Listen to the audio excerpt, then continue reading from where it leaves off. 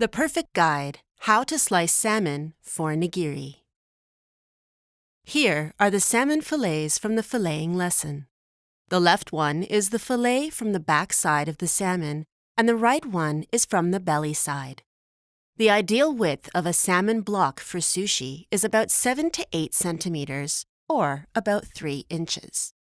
Remember our special tip? 7 to 8 centimeters or 3 inches is almost equivalent to the width of the 4 fingers of our chef's hand.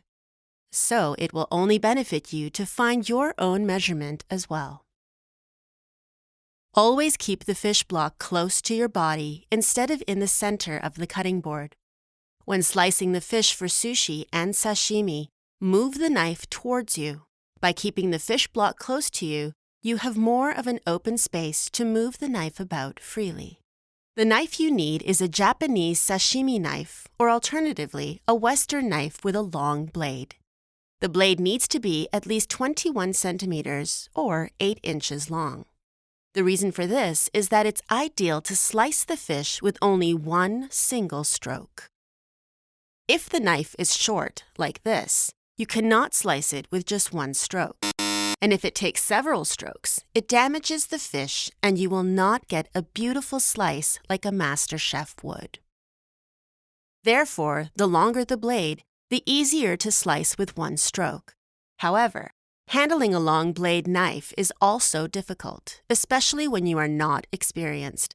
So, if you are a beginner, 21 to 24 centimeters or 8 to 9 inches long would be a good starting point, just to get familiar with it.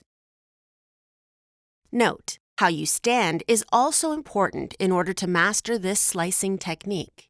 Stand in front of the cutting board and make sure that your knife and your arm are aligned straight. As you pull the knife towards you while cutting, the arm needs space to move.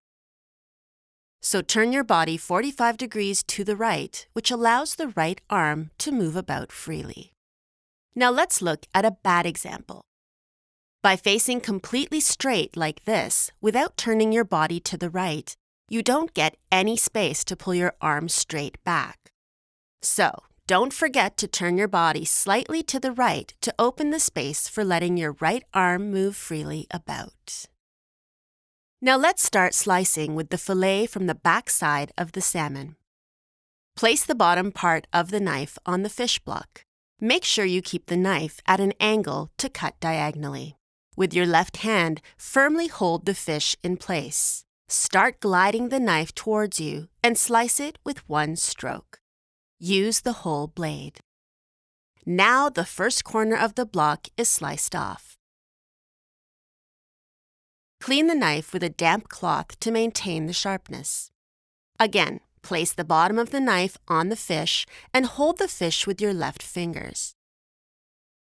The width of the cut surface of the salmon should be 3 to 4 centimeters or 1 to 1.5 inches, which is almost equivalent to 2 fingers wide. Now start slicing. Position your 2 left fingers accordingly to hold the fish. Slide the knife towards yourself. Before you finish slicing completely, stop sliding the knife. Make sure that the